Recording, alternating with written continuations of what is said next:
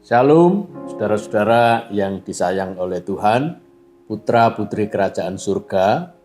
Kali ini seri pesan penggembalaan ke-59, judulnya adalah Tetap Percaya Tuhan Setia. Saudaraku, berdekatan dengan pribadi yang setia itu adalah berkat bagi kita. Kalau suami saudara, istri saudara adalah orang-orang setia, itu berkat bagi rumah tanggamu saudara, melebihi apapun di dunia ini. Kalau saudara-saudara punya majikan yang baik, yang setia, itu juga berkat. Kalau ada anak buah yang setia, bekerja di dalam perusahaan saudara, dalam membantu saudara, itu juga berkat dari Tuhan. Kalau ada pemimpin yang setia, ada anggota yang setia, saudara berada di komunitas yang luar biasa.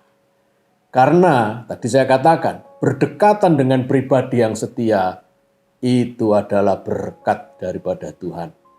Saudaraku, kita punya Tuhan yang setia.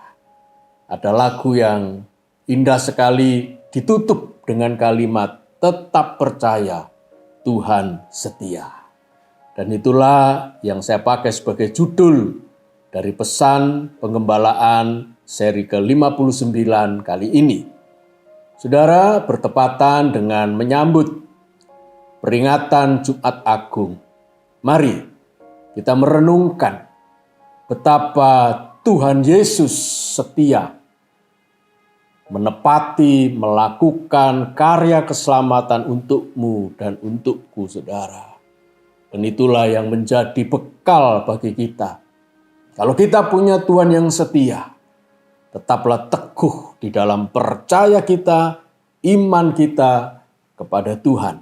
Mari kita baca nats ayat firman Tuhan di dalam Injil Markus, pasal 10, ayat 32 sampai 34. Yesus dan murid-muridnya sedang dalam perjalanan ke Yerusalem. Dan perhatikan kalimat ini, Yesus berjalan di depan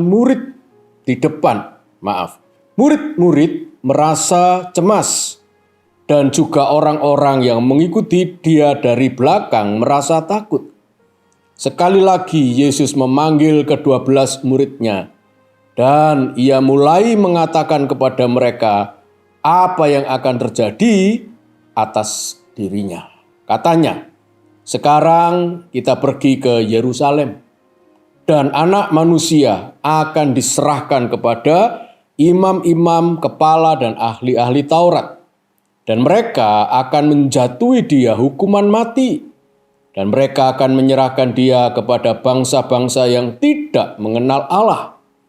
Dan ia akan dia akan diolok-olokkan, diludahi, disesah dan dibunuh, dan sesudah 3 hari ia akan bangkit. Saudara, ini adalah pesan dari Tuhan Yesus kepada para murid. Dan pesan itu adalah pesan bahwa Yesus akan mengalami penderitaan. Sudah berkali-kali Tuhan Yesus menyampaikan anak manusia akan menderita. Anak manusia akan diolok-olok, disesah, disiksa, diludahi, bahkan dibunuh. Tetapi lihat saudara, happy ending dari pesan-pesan yang sudah disampaikan Tuhan Yesus. Sesudah 3 hari ia akan bangkit. Saudaraku, Tuhan Yesus sudah berpesan ini, sayang sekali yang happy ending itu tidak diperhatikan dan tidak diingat oleh para murid. Sehingga ketika Tuhan Yesus bangkit, mereka tergagap-gagap, mereka sudah lupa akan pesan daripada Tuhan Yesus. Saudara, kita akan mencermati konteks yang mendahului ketika Tuhan Yesus berbicara di ayat-ayat yang tadi kita sudah baca.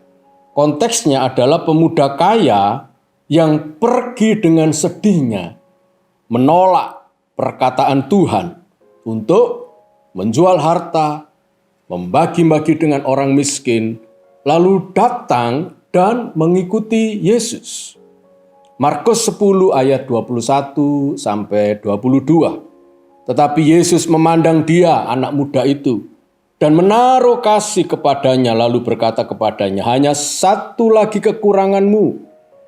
Pergilah, jualah apa yang kau miliki, dan berikanlah itu kepada orang-orang miskin. Maka engkau akan beroleh harta di surga. Kemudian datanglah kemari dan ikutlah aku. Mendengar perkataan itu, ia menjadi kecewa, lalu pergi dengan sedih sebab banyak hartanya. Saudaraku, Tuhan Yesus sebetulnya ingin menambah jumlah muridnya menjadi 13. Karena selama ini yang mengikuti dia dengan setia 12 orang. Sebetulnya Tuhan Yesus sudah membuka peluang supaya pemuda kaya itu menambah jumlah muridnya. Sayang sekali, pemuda itu tidak kuat dengan syarat yang diberikan oleh Tuhan Yesus, yaitu untuk pergi menjual hartanya, membagi kepada orang miskin, lalu datanglah kemari mengikut aku. Saudara, dia kecewa. Dia lalu pergi dengan sedih sebab hartanya terlalu banyak. Dia lebih berat kepada hartanya daripada ikut menjadi muridnya Tuhan Yesus. Kontras, bukan? Apa yang dilakukan oleh pemuda itu dan apa yang disampaikan oleh Tuhan Yesus. Bahwa dia telah memberitahukan penderitaannya. Pemuda itu diberikan tantangan untuk menjual harta lalu membagikan kepada orang miskin. Artinya, dia cuma diminta untuk berkorban harta. Seperti murid-murid yang lain. Mereka meninggalkan segala sesuatunya, berkorban harta, dan mengikuti Tuhan Yesus. Sama, adil apa yang dilakukan oleh para murid yang lain dan apa yang ditawarkan Tuhan Yesus untuk pemuda itu. Kontras dengan Tuhan Yesus, saudara, Tuhan tidak hanya berkorban harta, tetapi juga ketika menyampaikan itu, kita nanti akan pergi ke Yerusalem.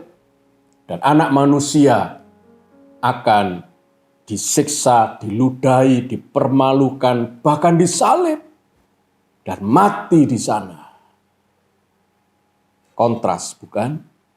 Bahwa Tuhan Yesus melakukan itu tidak hanya menyuruh pemuda, tetapi mempraktekkan apa yang dia suruh kepada pemuda kaya itu. Tetapi pemuda kaya itu kecewa dan meninggalkan Yesus dengan sedih. Saudaraku, kita akan menarik sebuah pelajaran penting ketika Tuhan Yesus memberitahukan penderitaannya itu. Yang pertama-tama, kita tahu bahwa Tuhan itu setia untuk berjalan di depan kita pada masa-masa yang sulit, membingungkan, menakutkan, dan tidak pasti. Ayat 32 bagian awal tadi kita sudah membaca bahwa Yesus dan murid-muridnya sedang dalam perjalanan ke Yerusalem. Perjalanan mereka mengarah ke Yerusalem. Dan di kota itu Yesus dijatuhi hukuman mati oleh para pemimpin, para ahli-ahli Taurat. Nah, ketika berjalan di Yerusalem, Yesus berjalan di depan mereka. Yesus tidak berada di belakang supaya murid-muridnya nanti kalau ada serbuan menjadi tameng hidup. Tidak, saudara. Tetapi justru Yesus berjalan di depan. Ini membuat sebuah pemahaman dalam hati saya bahwa Yesus setia. Para pengikutnya berjalan di belakang. Sebagai pemimpin, dia justru berjalan di depan. Dan ketika murid-murid merasa cemas dan orang-orang yang mengikuti dia dari belakang itu merasa takut. Saudara, apa yang dikatakan oleh Tuhan Yesus? Dia memanggil mereka dan mengatakan apa yang akan terjadi atas dirinya. Seolah-olah Yesus berkata, kamu tetap aman. Kamu tidak mengikuti urusan di dalam karya keselamatan ini. Ini 100% adalah urusanku. Begitu kira-kira dalam bahasa sehari-hari. Dalam bahasa yang sederhana. Apa yang dikatakan oleh Tuhan Yesus? Kita akan pergi ke Yerusalem. Anak manusia yang akan diserahkan kepada imam-imam kepala dan ahli-ahli Taurat. Bukan mengenai kamu. Tidak ada kena mengenanya dengan kalian. Tetapi ini 100% akulah yang akan menanggungnya. Saudara, kesetiaan Tuhan seperti inilah yang membuat kita percaya bahwa apapun itu akan dilakukan, dialami oleh Tuhan Yesus. Kita hanya mengikuti Dia dari belakang. Kitab 1 Tesalonika 5 ayat 23 sampai 24 mencatat kesetiaan Tuhan. Semoga Allah damai sejahtera menguduskan kamu seluruhnya. Dan semoga roh, jiwa, dan tubuhmu terpelihara sempurna dengan tak bercacat pada kedatangan Yesus Kristus Tuhan kita. Ia yang memanggil kamu adalah setia. Ia juga akan menggenapinya. Jangan khawatir saudara, Tuhan kita setia. Dia bertanggung jawab atas hidupmu. Dia ada di depan. Dan kita tinggal mengikuti Dia dari belakang. Kelihatannya pandemi itu menyusahkan kita, membuat kita bingung, takut dan tidak pasti. Jangan khawatir saudara, Tuhan Yesus yang berjalan di depanmu, Dia adalah Tuhan yang setia.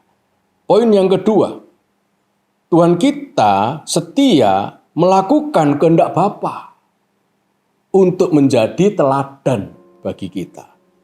Jadi karena kita mengikuti Dia setia melakukan kehendak Bapa yang di surga, maka kita sebagai pengikutnya harus meneladani kesetiaan yang sama yang Tuhan sudah lakukan.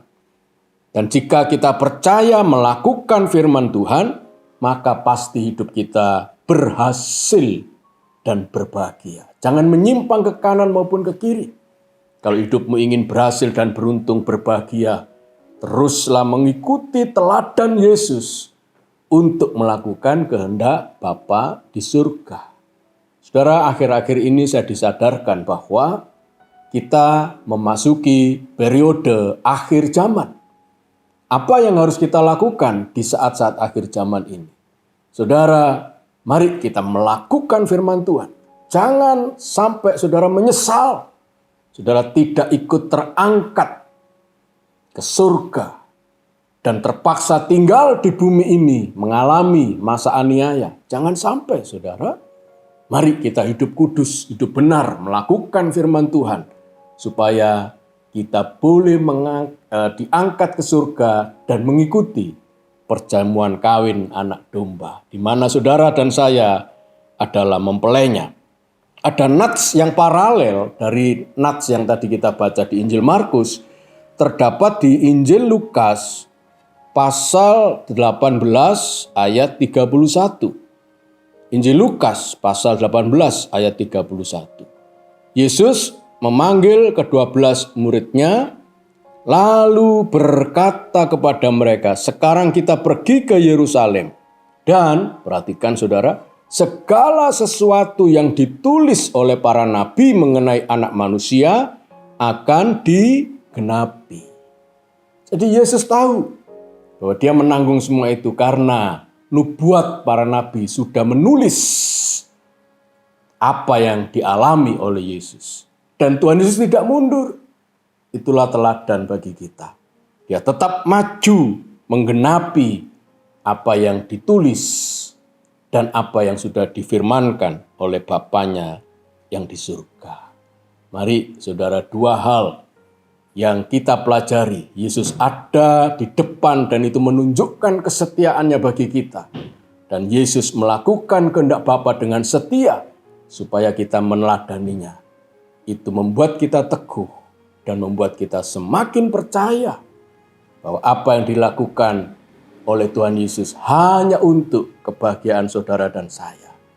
Biarlah pesan ini menjadi penting untuk kita menyongsong peringatan ibadah Jumat Agung, di mana kita memperingatkan kematian Tuhan Yesus, pengorbanan Tuhan Yesus bagi kita semua, oleh karena kesetiaannya bagi kita.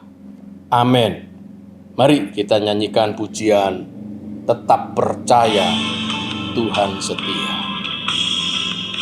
Haleluya.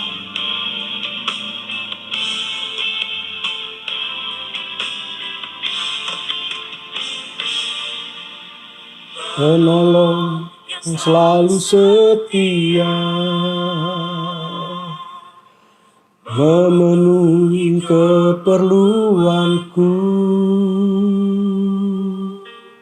tak pernah dia mengecewakan.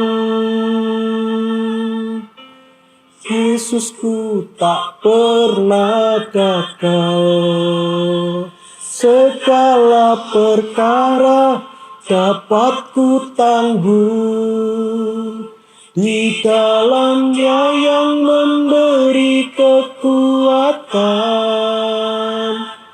Tuhan Yesus penolong yang sahabat, tetap percaya Tuhan setia. Terima kasih Tuhan. Kami mengucap syukur karena kami punya Tuhan yang setia. Allah yang bertanggung jawab dalam hidup kami, Yesus Kristus namanya. Untuk berjalan dalam kehidupan kami di depan, dan kami mengikutimu di belakang. Dan kami tidak akan pernah tersesat jalan kami. Karena Tuhan membawa kami ke padang rumput yang hijau, ke air yang tenang. Dan di situ kami digembalakan, dipelihara dengan baik. Terima kasih untuk menjadi teladan bagi kami Tuhan, dalam melakukan firman daripada Allah Bapa. Dan biarlah kami juga menjadi pelaku-pelaku firman, sebab dengan demikian hidup kami menjadi berhasil, beruntung, dan berbahagia. Berkat daripada Allah Bapa, Putra, dan Roh Kudus tercurah bagi engkau saudara-saudaraku mulai sekarang sampai selama-lamanya. Dalam nama Tuhan Yesus mari yang percaya kita katakan amin, amin. Tuhan memberkati saudara, sampai bertemu kembali di pesan penggembalaan yang akan datang. Haleluya.